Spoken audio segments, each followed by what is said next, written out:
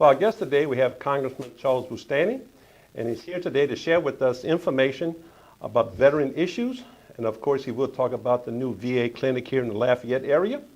And I'm sure he will enlighten us on the various issues that he's going to bring forth to us today. Congressman, it's an honor to have you on board again, my friend. Always great to see you, Greg. Okay. Yeah. Well, look, tell me what's going on up there in Congress as far as veterans are concerned. Well, there's a lot, and we're looking, we're working very hard to improve care for our veterans. There's been a lot of unfortunate news in the media recently with delays in treatment, some subpar treatment, and so forth. Yes. And so Congress is paying very close attention to the care of our veterans. This is vital. If we're going to send men and women into combat, they're going to put on the uniform of the United States to defend our country. Right. Then we have to uphold the very best care for those veterans when they come back. And that's been a big part of what I've tried to do here in this congressional district and in my service in Washington for our veterans. Well, not to stop you, but I'm going to be honest with you. Just recently, I was at the clinic in Lafayette doing my own thing, Right. And I ran across a veteran who said he's taken a year to get an appointment just to come here and do a blood sample as well as an operation. Mm-hmm. But he already had the operation. Oh. So what you're saying is a major issue it's a major issue everywhere. And yes. I'm very, very pleased with the prospects for this new clinic here. I just toured it for the first time. I've worked for 7 years with the Veterans Action Coalition, doing my part in Washington, overcome major hurdles to getting this beautiful clinic constructed. And I think what I'm seeing here today is the starting point for hopefully much more efficient care. We know we're going to have 7 physician teams here to take care of veterans with additional services that have not been available here before. And the key is to make sure that now that we got this beautiful new facility, state of the art, to make sure it's staffed appropriately and that the quality is there for our veterans. Yeah. Well, as far as the issues are concerned, or the types of services that we were doing elsewhere, we could be doing them here now, rather than going to Alexandria or even Houston.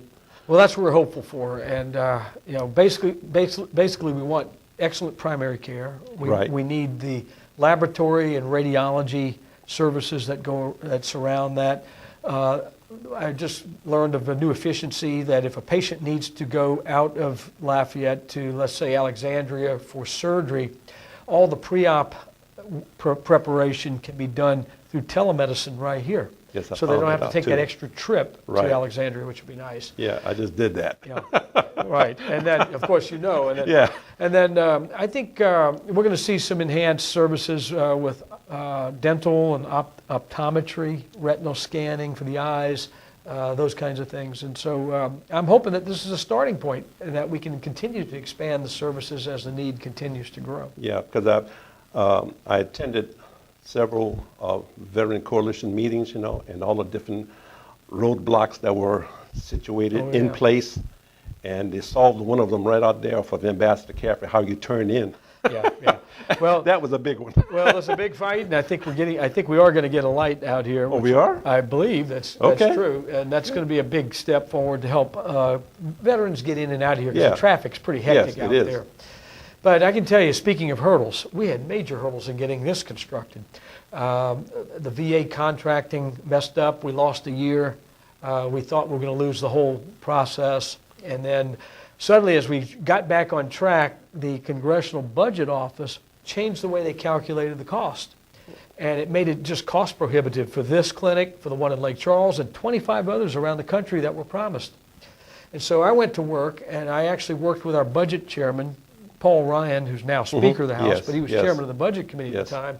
And I got him to agree to waive the budget rule so that we could pave the way for this clinic, the one in Lake Charles, and the 25 others. And so I had to get legislation passed, and it passed overwhelmingly in the House of Representatives. Then we worked to get it taken care of in the Senate, and it was done. Then that opened one door. Then both the House and Senate had separate bills that they were working on, and there was a threat to eliminate these 27 clinics nationwide once again. And so I had to go up against and successfully oppose the president, Speaker of the House, Republican Speaker of the Right. House, Bernie Sanders over on the Senate side, and ultimately won that fight on behalf of our veterans, and that's why we now have this beautiful clinic. Yeah. Well, I'll tell you one thing. I know I've been talking to just this past week with the veterans that were in the clinic over there in Pinhook, and they are very pleased with the fact that they will have a new clinic Yes. that they can go to. Right. And for what I've been listening to touring the facility here, is that it's a major difference, and more or less it makes a huge impact upon how we did things there versus how we will be doing things Well, we have here. a lot of space here, and these are state-of-the-art rooms, and the way it's designed, it's going to create a lot more efficiency to move patients through without them having to wait around a Yeah. whole lot. I think, Well, I tell you what, I hate to stop right here. Yeah. Just to end this first segment, and we'll be right back.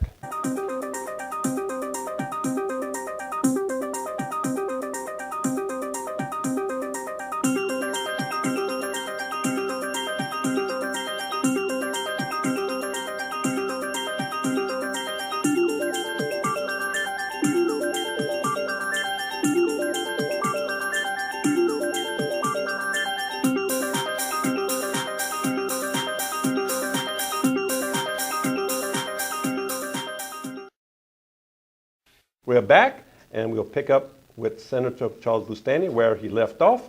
And Senator, it's on you, my friend.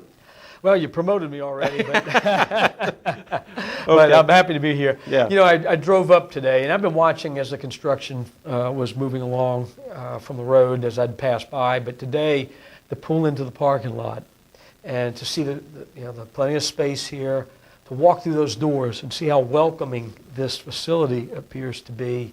I'm very excited for our veterans, Yes. and very excited that I could play a role in helping to get this clinic in place.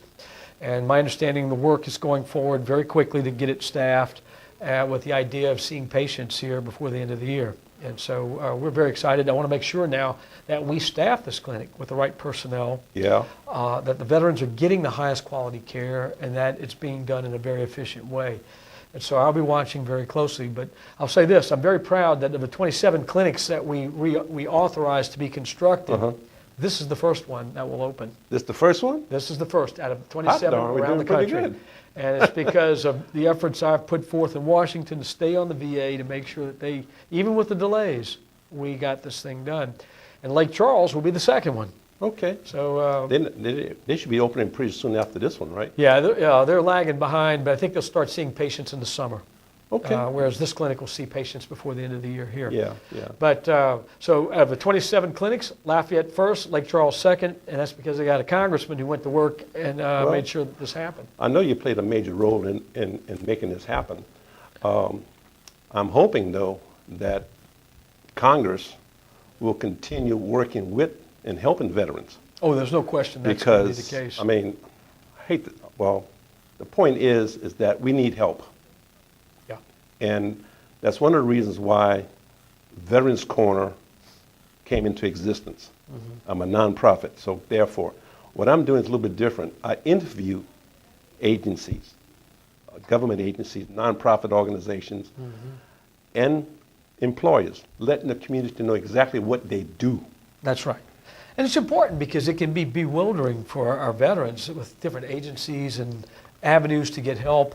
But I'll say this, I mean, we are very, very adamant in reaching out to veterans across the congressional district to say, if you need help, call our office. Because I have very able staff that will make the phone calls to the different departments at the VA to get the answers. And whether it's retrieving medals that were owed to veterans, Yes. And they just didn't receive them because paperwork was lost, including Purple Hearts and Bronze Stars and things of that nature, to benefits that veterans should have gotten but did not get those benefits. Sometimes it's just delays in getting health care. Yeah. Our staff, the staff in my office, work day in and day out to help our veterans. Yeah. Well, I just got through interviewing Secretary Strickland, Oh, yeah, yeah. and I know you two work together. We do. I like him a lot. He and he really, really in fact, we did 3 shows. Okay. He covered a lot of territory, which means a lot of information that in some cases veterans knew nothing about. Right. Well, we've worked very closely, and my staff have worked closely with him as well. I have a tremendous regard for Secretary Strickland. He is a veteran himself. Yes, yes. But he also cares very deeply about our veterans. I think he's doing an outstanding job here in the state of Louisiana. Yes. Now, something else I've done right after that, I interviewed the benefit Department of Veteran Affairs down in the regional office down on New Orleans. Oh, good. Yeah. And we did 3 shows there. And there was information there that I know veterans didn't know nothing about. Right. Well, and there are new programs. For instance, the Choice program that Yes. came out Yes. that allows veterans to get leave the VA to get care in their own community if it's something that's not available locally, and they would have to travel over 50 miles to get. And there have been some hiccups with the program. And so I know our staff, my staff in my office has worked with veterans individually. We're trying to get that program launched so that veterans don't have the hardship of travel, for basic services that could be, taken care of right here in Lafayette. Well, I tell you what, a couple of times I had to go up to Alexandria just for pre-op. That's 150 miles. Yeah, that's a long round trip, and Gas and everything else, and I don't yeah, qualify for mileage. Well, that's right. So, I mean, that's hard, and it gets kind of. I think the more we can do to make care available for veterans close to home, Yes. the better we're going to be. Yeah. I know that veterans would like to get involved with more of an input. I don't know how much they're really I know they contact you a lot, but a lot of organizations contact you. But how much do you get down to the grassroots level to where you're talking exactly with a group of veterans as an entirety, like a conference or like a little town hall meeting just with them? Yeah. And they're just going to blast you out. I'm sorry to say that. Why you aren't doing Oh, this? no, I've done a lot of these. You've Yeah. done a lot of- No, I've been around. Okay. I've been to a lot of veterans groups. Yes. We do active outreach, and I mean, obviously, starting with the Veterans Yes. Action Coalition Yes. right here. I attend their meetings. My staff go to every meeting Yes. they have monthly, and we have a very seamless line of communication. But I like to visit with various veterans groups. In fact, just I think earlier this week, I met with a group of veterans in Lake Charles. Okay, And so. okay. Well, I'll tell you what, I think Yeah. this is going to end. I hate to stop you right there. This is going to end the second segment, and we'll be back.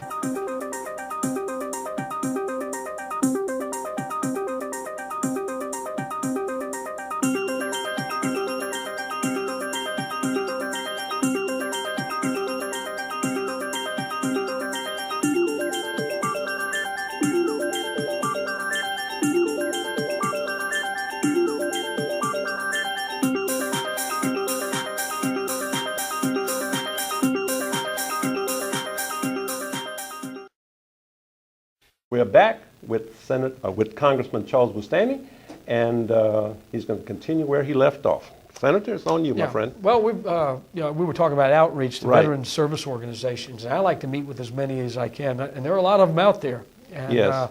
But I learn about the problems veterans are facing when I meet with these groups, because they'll come to me and they'll give me their own case examples of where Right. there are problems.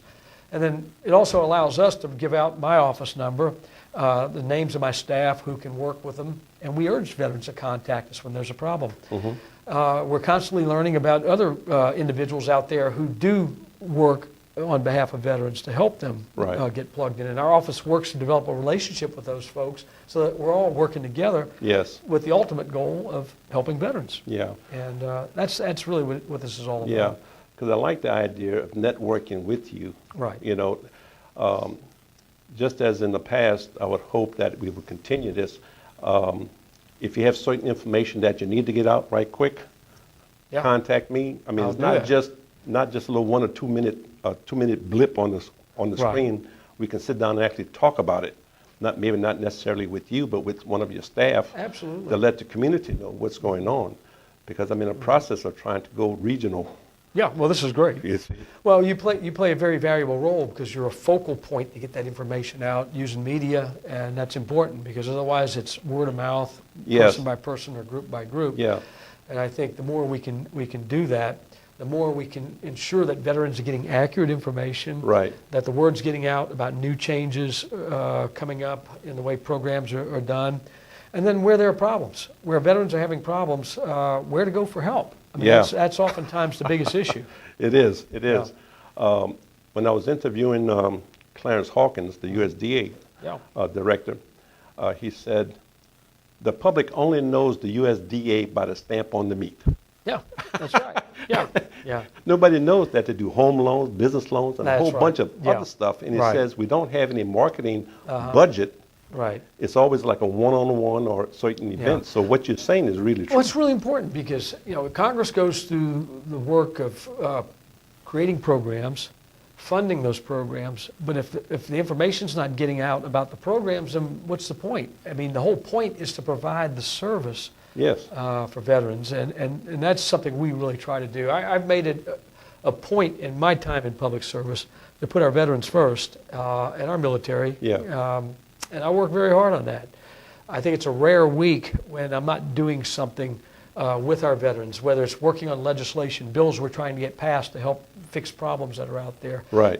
Addressing the credit problems that veterans were facing, unpaid claims on emergency services, things where the VA was trying to do in-house bills and billing claims when other agencies like Medicare and TRICARE, Was already- they farmed that out to an entity that's much better at it and more Right. efficient. Right. So I've got legislation that I'm working on. Some of it's gotten through the House of Representatives. Some of it is still earlier than that. Some of it's just waiting for the Senate to take Yeah. action. Well, I mean, right now, what's the mood of the Senate? I mean, do they really want to take action? I mean, before the year is out, I mean, it's kind of tough. It's tough, and we've been on the Senate for 2 years to take action on a whole range of bills we passed in the House that would improve veterans' care, and the Senate has not acted.